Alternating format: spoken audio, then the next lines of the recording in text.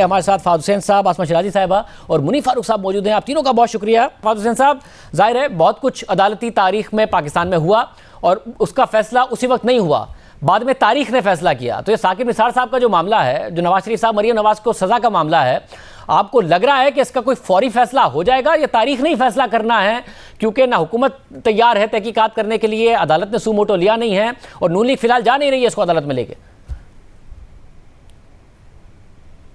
शुक्रिया शाहजेब साहब। देखिए, अगर तो आप ये पूछ रहे हैं कि क्या होना चाहिए, तो वो बात बिल्कुल दुरुस्त है जो अभी आपने कही, मैं उससे इत्तफाक करूंगा कि इस तरह के मामलात की जब तक हम तह तक नहीं पहुंचेंगे तब तक ये तयन करना नामुमकिन है कि कौन दुरुस्त है, कौन गलत है, कौन कसूरवार है और कौन जो है वो मुकम्मल तौर पर मासूम है। लेकिन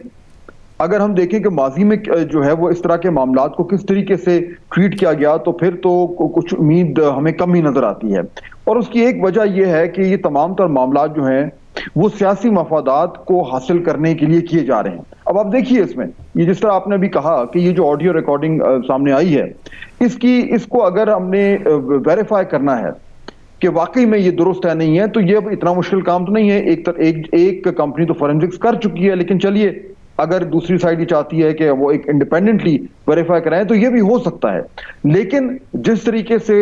हमने देखा कि इस मामले को एक फुटबॉल बनाया हुआ है, यानी गवर्नमेंट कहती है कि ऑपोजिशन को कि आप इसको अदालत में लेके आए, ऑपोजिशन कहती है गवर्नमेंट को आप इसको जो है वो इसकी तहकीक करें, तो इससे तो बिल्कुल मेरे ख्याल में वाज़ेह हो रहा है कि इस मामले को मंतकी इंजाम तक कोई पहुंचाना नहीं चाह रहा, सिर्फ उसके जरिए सियासी फायदा उठाना चाह रहे हैं। और आसमा, अगर ये मंतकी अंजाम तक नहीं पहुंचता है तो जो भी अपीलों का फैसला आए उसके बाद ये मामला कंट्रोवर्शियल अपनी जगह पर नहीं रहेगा, या आपके ख्याल में हुकूमत अगर दावा करती है कि जी नून लीग एक्सपोज हो गई है, ये ऑडियो जाली है, और नून लीग दावा करती है कि नहीं जी सू मोटो हो और तहकीकात करके साबित करें, तो ये मामला लटका ही रहेगा? शाहजेब, शुक्रिया बहुत बहुत। जो आपने सवाल पूछा, इसका जो जवाब है वो आपको जो पिछली प्रेस कॉन्फ्रेंस थी मोहतरमा मरियम नवाज साहिबा की, जो कि उन्होंने कोर्ट के बाहर की थी, उसमें दो अहम बातें उन्होंने कही थी। उन्होंने कहा था कि एक तो सेफ एग्ज़िट नहीं मिलेगा अगर ऐसा नहीं होता, और दूसरा उन्होंने कहा था कि जो उन पे मुकदमात हैं मियाँ नवाज शरीफ पे और उनके ऊपर उनको अनडू किया जाए अदालतों के ज़रिए से। फिर जो पिछली प्रेस कॉन्फ्रेंस उन्होंने की, जो कल की थी, उसमें भी उन्होंने बार बार ये बात कही कि वक्त आ गया कि अदलिया अपने फ़ैसलों को रेक्टिफाई करें। तो ये एक से ज़्यादा मरतबा उन्होंने ये बात कही। तो इसका तो मतलब यही है कि जो पाकिस्तान मुस्लिम लीग नवाज़ है वो ये समझती है कि उसके साथ चूँकि अदालती तरीके से उनको मिलाइन किया गया है, उनको नाअहल किया गया है, उनके ऊपर इल्ज़ामात लगे हैं, लिहाजा उसी एक दरवाज़े के ज़रिए से इलेक्शन से पहले पहले उन दागों को अदलिया जो है वो धो दे। अब बीच में आ गई हैं टेपें, जिसमें कि उन्होंने ये भी कहा कि उनके पास कुछ और ऑडियो वीडियो टेप्स भी हैं, वो उनके पास हैं और अगर वक्त पड़ेगा, ज़रूरत महसूस होगी तो उनको भी जारी किया जा सकता है। ये एक जुमला जो था, ये मेरा ख्याल है कि ज़ाहिर है अदालतों के ऊपर एक प्रेशर बिल्डअप करने वाली बात है और प्रेशर बिल्डअप किया जाएगा। और इसके साथ साथ जो आप जिस पहलू के ऊपर बात कर रहे हैं कि सियासी तौर पर उसका फ़ायदा उठाना, इस वक्त भी PMLN यही चाहती है कि उसके जितने भी मुकदमात हैं जिनको कि वो सियासी करार देते हैं, अवाम की अदालत में उसका मुकदमा लड़ा जाए, ना कि उसका मुकदमा जो है वो अदालतों के सामने लड़ा जाए। तो दो तरफा, एक तरफ अदालत के अंदर ये मामला चल रहा है, उसको ये कहा जा रहा है कि रेक्टिफाई किया जाए, और दूसरी तरफ ये सारे मुकदमात अवाम की अदालत में पेश किए जा रहे हैं वाया मीडिया, ताकि उनको ये पता चले अवाम को कि उनके खिलाफ कोई साजिश थी जो कि बुनी गई थी और उसके नतीजे में ये तमाम जो मामलात हैं या मुकदमात हैं वो सामने आए हैं। तो दो धारी तलवार जो है पाकिस्तान मुस्लिम लीग नवाज़ उसके ऊपर वो खेल रही है, उसको वो चला रही है, और अगले इंतखाबात से पहले पहले वो ये चाहते हैं कि पब्लिक ओपिनियन के साथ साथ ये जो अदालतों के अंदर भी उनको एक इंसाफ है जिसका उनको शायद खदशा है कि उनको इंसाफ नहीं मिलेगा, वो इंसाफ जो है वो दिया जाए। तो पाकिस्तान मुस्लिम लीग नवाज़ की स्ट्रेटजी जो है वो दोनों अतराफ़ की है, बहुत खेल के, बहुत सोच समझ के, बहुत वक्त के तयन के साथ PMLN लगता है कि इस मैदान के अंदर उतरी है। और सिर्फ यहाँ तक नहीं है, वो बार बार ये बात सुनने को मिलती है कि उनके पास कुछ और वीडियोस भी हैं, ऑडियोज़ भी हैं जो कि प्रेशर बिल्डअप करने के लिए इस्तेमाल की जा सकती हैं। लिहाजा इस वक्त अगर देखा जाए तो ये अब पब्लिक यानी कि जो गैलरीज़ हैं उनके साथ भी ये मामला है और अदालतों के अंदर भी इस मामले के ऊपर प्रेशर जो है वो PMLN बढ़ा रही है। मुनीब, क्योंकि आप ज़ाहिर तारीख और सियासत के साथ साथ कानून भी समझते हैं, तो इसका कोई कानूनी तौर पर भी कोई मंतकी अंजाम देखते हैं आप इस सारे के सारे मामले का, या तारीख ने फैसला करना है और सियासी नैरेटिव बिल्डिंग ही इस पर होती रहेगी, बयानिया बनेगा दोनों तरफ से? शुक्रिया शाहजेब साहब। देखिए, सबसे पहले तो मैं शायद हम गलत साबित हों, लेकिन मेरा ख्याल है कि ना ही सुप्रीम कोर्ट इस पूरे मामले के ऊपर कोई नोटिस लेगी। जो नोटिस लिया गया इस्लामाबाद हाई कोर्ट की तरफ से उस एफिडेविट के ऊपर, और जितनी अलाउ मी टू से जितना प्रोएक्टिवली उस समाअत को किया गया मौजूद चीफ जस्टिस की जानिब से, इस्लामाबाद हाई कोर्ट की जानिब से, तो उससे एक इंडिकेशन ये मिलती है कि अदलिया बहुत सेंसिटिव है, खास तौर पर जनाब साकिब निसार के कॉन्डक्ट को या उनके किरदार को लेके, या उनकी जो कॉन्डक्ट रहा है चीफ जस्टिस ऑफ पाकिस्तान उसको लेके। जहां तक सुप्रीम कोर्ट की बात है, वहां पर उनके कोलीग्स मौजूद हैं, फॉर्मर कोलीग्स, जो कि समझते हैं, और कुछ ऐसे कोलीग्स हैं जिन्होंने उनके साथ काम किया है और इस पूरे मामले के अंदर उनकी बड़ी इन्वॉल्वमेंट रही है। वो एक तो मौजूद जज जो है वो मॉनिटरिंग जज भी रहे हैं मियां नवाज शरीफ साहब के केसेस के अंदर, जब नैब सारा मामला और एहतसाब अदालत में चल रहा था। लिहाजा अदालत कभी भी इसको अपने लिए पास खुद खींच कर नहीं लाएगी। कोई पिटिशन दायर कर दे 184(3) के तहत, वो एक डिफरेंट बात है, लेकिन ये खुद तो होगा नहीं। जहां तक बात रहेगी कि मरियम नवाज शरीफ साहिबा या उनके वकला इसे एविडेंस के तौर पर अदालत में पेश करेंगे या नहीं करेंगे, देखिए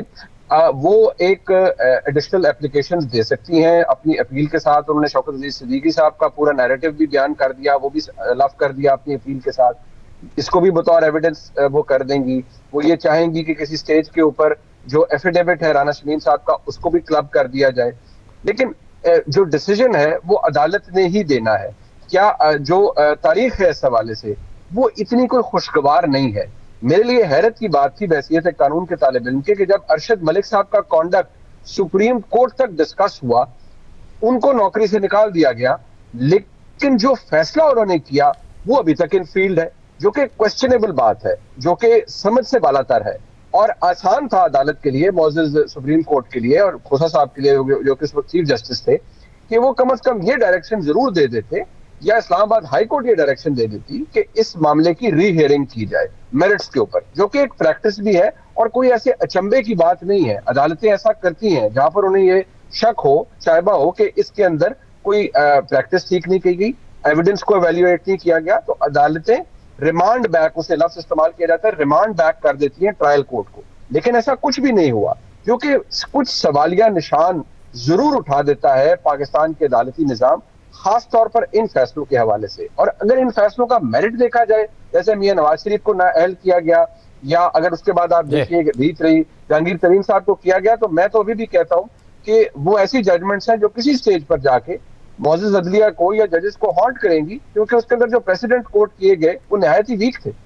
तो फाजिल साहब, इस सारे में अब जो मरियम नवाज की सियासी स्ट्रेटजी समझ में आती है, एक अग्रेसिव सियासी स्ट्रेटजी समझ में आती है, और 20 नवंबर के बाद लगता है कल की प्रेस कॉन्फ्रेंस के बाद की बहुत ज़्यादा अग्रेसिव हो गई हैं कि एक इंडिविजुअल पर तनकीद करनी है और बतौर पॉलिटिकल स्ट्रेटजी करनी है। पाकिस्तान के माजी को देखते हुए आपको लगता है कि वो इस स्ट्रेटजी में इदारों को न्यूट्रलाइज करने में कम से कम कामयाब हो जाएंगी कि अगर माजी में ये हुआ था उनके बकौल, तो वो आइंदा ना हो अगर आइंदा इंतखाबात होने वाले? देखिए, इसको मैं दो तरीके से देखूंगा। एक तो अगर हम इसको देखें, अगर आप एक सियासी अखाड़ा है, एक सियासी जंग हो रही है, उसके पैराहे में देखें, तो फिर तो हमें ये नजर आता है कि मरियम साहिबा के ये जो पे दर पे वार हैं, एक जारहाना किस्म की सियासत है, इससे और कुछ हो ना हो, लेकिन बहुत सारे उनके मुखालिफिन जो हैं वो मजबूर हो रहे हैं कि एक दिफाई पोजीशन इख्तियार करें, और उसके साथ साथ शायद इस तरह के हरबे इस्तेमाल करना जो है, उनकी कीमत भी अब उसमें भी इजाफा होता जा रहा है। अगली बारी कोई 2 बार सोचेगा इस तरह के काम करने के लिए। तो यहां तक तो ये बात मुझे ठीक लगती है और होना भी चाहिए। लेकिन उसके साथ साथ दूसरा उसका पहलू है, वो ये है कि जब तक हमें ये मालूम नहीं कि ये मामलात कहां तक दुरुस्त हैं, गलत हैं, ये रिकॉर्डिंग्स फेक हैं, जेन्युइन है, तब तक ये शक मौजूद रहेगा कि क्या ऐसा तो नहीं कि इदारों को डैमेज किया जा रहा है, उन्हें नुकसान पहुंचाया जा रहा है ताकि अपना सियासी फायदा हासिल किया जाए। और इसीलिए शाहजेब साहब, ये इतना जरूरी है हम सबको ये मुतालबा करना कि इस निजाम में वो सकत है, वो कैपेसिटी है, वो कैपेबिलिटी है कि इन मामलात को मंतकी अंजाम तक पहुंचाया जाए। एक बार अगर ये कर दें तो आने वाले दिनों के लिए इस निजाम में जो है वो एक इतनी स्ट्रेंथ आ जाएगी कि गलत और सही की तफरीक करना आसान हो जाएगा। आसमा, ये जो अग्रेसिव जारहाना हिकमत अमली है मरीम नवाज की, आपको लगता है वो फायदा पहुंचाएगी नून लीग को इस वक्त जो ग्राउंड रियलिटीज और ग्राउंड सिचुएशन बन रही है इस्लामाबाद पिंडी में, या नुकसान हो सकता है? मेरा ख्याल है कि बहुत सोच समझ के हो रही है। अब सिलेक्टिव किस्म की तनकीद PMLN की तरफ से हो रही है, कुछ लोगों के ख़िलाफ़ नहीं हो रही, कुछ लोगों के ख़िलाफ़ हो रही है, और वो एक सोची समझी उसकी मनसूबाबंदी या एक सोची समझी स्ट्रेटजी जो है उसको फॉलो करते हुए सिर्फ मरीम नवाज़ साहिबा जो हैं उसके ऊपर इस वक्त बात कर रही हैं और खुल के बात कर रही हैं। और ये जो सिलेक्टिव तनकीद है, ज़ाहिर है कि इससे बहुत से सवालात भी उभरते हैं कि आप अगर ताल्लुकात बेहतर कर रहे हैं तो इसका मतलब ये है कि आपने सिलेक्ट किया है कि किसके ख़िलाफ़ बोलना है और किसके हक़ में जो है, यानी हक़ में ना कहते हुए भी उनको फ़ायदा पहुंचाना है। तो ये एक सूरत हाल है जिसका कि इस्तेमाल इस वक्त मोहतरमा मरीम नवाज़ साहिबा कर रही हैं। जबकि हमने हाल ही में देखा है कि मियाँ नवाज शरीफ हों या शहबाज शरीफ साहब हों या उनकी जो दीगर क़यादत है, उनमें से किसी ने भी नाम लेके जो कि पहले तनकीद कर रहे थे वो तनकीद नहीं कर रहे, सिर्फ मरीम जो है वो कर रही हैं, और वो भी सिलेक्टिव। तो इसका तो मतलब ये है कि वो एग्रेसिव जो उनका एक नैरेटिव था, उस नैरेटिव को भी वो इंटैक्ट रखना चाह रही है, लेकिन और PMLN रखना चाह रही है, लेकिन बहुत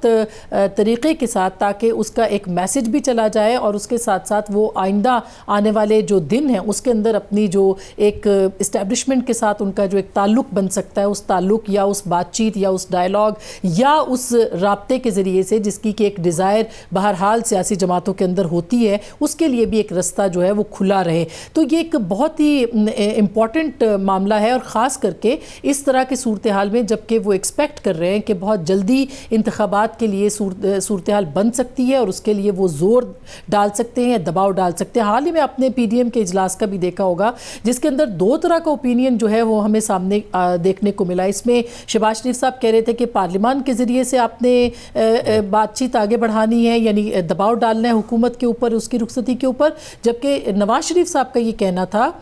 कि इस्तीफ़े भी देने चाहिए और एग्रेसिव पॉलिसी भी इख्तियार करनी चाहिए। जबकि मौलाना इस पूरे मामले के अंदर जो है उन्होंने ख़ुद PMLN को ये वाज़े तौर पे पैगाम दिया है कि वो एक वाज़े एजेंडे के साथ सामने आए। ये एक सवाल ज़रूर उभरता है कि शहबाज शरीफ हों या मियाँ नवाज शरीफ हों, जो आखिरी ओपिनियन होता है वो तो मियाँ नवाज शरीफ का होता है। फिर इस इजलास के अंदर जो आखिरी ओपिनियन था वो क्यों नहीं बन सका मियाँ नवाज शरीफ का? तो इसलिए भी ये बात बहुत इंपॉर्टेंट है कि आने वाले दिनों में PMLN चाहती है कि वो रास्ता खुला रहे जिस रास्ते के ज़रिए से बहरहाल उनको दोबारा से पावर कॉरिडोर्स के अंदर आना पड़ सकता है। मरीम, आप क्या कहिएगा? अग्रेशन है मरीम नवाज में, मगर सिलेक्टिव अग्रेशन है। प्रेस कॉन्फ्रेंस में भी जब उनसे ज़रा खुल के जवाब मांगा गया तो उन्होंने नहीं दिया। आपको लगता है बेनिफिट करेगा इस वक्त मौजूदा सूरत हाल में उन्हें?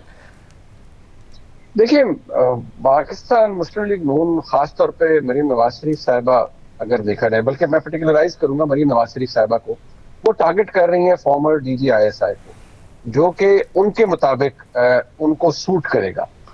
मैं समझता हूं कि उनकी ये असेसमेंट या कैलकुलेशन गलत है। वो इसलिए क्योंकि जब वो ये कर रही हैं उनको नहीं पता कि जिस तरह अंग्रेजी में लफ्ज इस्तेमाल किया जाता है अनविटिंगली, आप अनविटिंगली कुछ ऐसा काम कर जाते हैं जो कि किसी एक शख्स को, जो कि आपको लगता है कि वो किसी इदारे के अंदर उसकी पोजीशन कमजोर है, पूरे इदारे को आप उसके साथ खड़ा कर देते हैं। अब मरीम नवाज शरीफ साहिबा जितना तनकीद करेंगी फॉर्मर DG ISI पर और उनकी बैशिंग करेंगी, पूरे इदारे को मरीम नवाज शरीफ साहिबा उन शख्सियत के साथ, फॉर्मर DG ISI के साथ खड़ा कर देंगी। मरीम नवाज शरीफ साहिबा का ख्याल है कि वो सिर्फ अगर फॉर्मर DG ISI को टारगेट करेंगी और करती रहेंगी और बाकी किसी को टारगेट नहीं करेंगी तो, और उनका ख्याल है कि लोगों का या उस इदारे का बड़ी जो मेमोरी है वो उनको को मेमोरी लॉस हो जाएगा और वो भूल जाएंगे कि मियां नवाज शरीफ साहब ने गुजरांवाला के जलसे के अंदर क्या किया या लाहौर मीनारे पाकिस्तान के PDM के जलसे के अंदर क्या बातें की।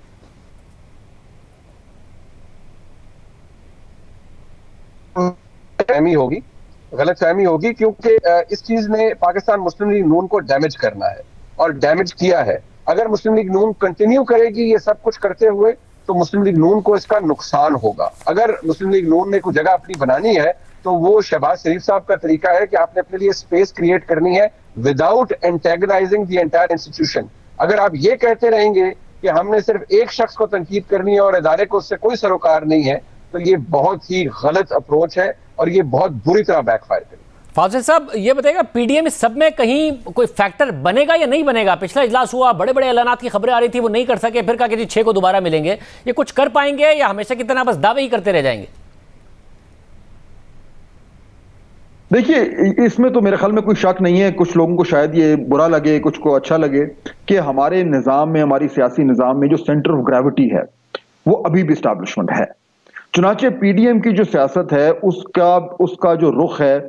वो भी एक तरीके से एस्टैब्लिशमेंट की तरफ है। कभी वो उनके जो है वो गिरबान को पकड़ने की कोशिश करते हैं और कभी उनसे मजीद इंगेज करने की कोशिश करते हैं। ये जो पिछले चंद हफ्ते में शाहजेब साहब जो स्पेस खुली है ऑपोजिशन के लिए, या कम से कम उनका तासुर ये है कि उनके लिए खुली है, उसमें अब पीडीएम की ये कोशिश है कि एस्टैब्लिशमेंट से कम इतना को कंफर्ट लेवल पैदा किया जाए ताकि वो फिर अपने मुखालिफ यानी इमरान खान साहब की हुकूमत के खिलाफ कोई वार कर सकें। लेकिन अभी तक जो सुनने में आ रहा है या जो एक तासुर बन रहा है या जो सरगोशियां हो रही हैं वो ये है कि वो कंफर्ट लेवल अभी तक वो हासिल नहीं कर पाए। और ये एक जो है ऐन मुमकिन है कि एक वजह जो पीडीएम की एक फैसला साजी में कमजोरी की है कि वो शायद ये असेस नहीं कर पा रहे कि अगर इस बार वो जारहाना तरीके से गवर्नमेंट के खिलाफ कुछ कार्रवाई करते हैं तो क्या एस्टैब्लिशमेंट एक बार फिर इमरान खान साहब की हुकूमत की सपोर्ट में आएगी या इस बार वो कुछ हद तक पीछे रहेगी। जब तक इसका तयन नहीं होगा मुझे लगता यह है कि पीडीएम में वो फैसला नहीं हो पाएगा जिसका शायद बहुत सारे लोग मुंतज़िर हैं।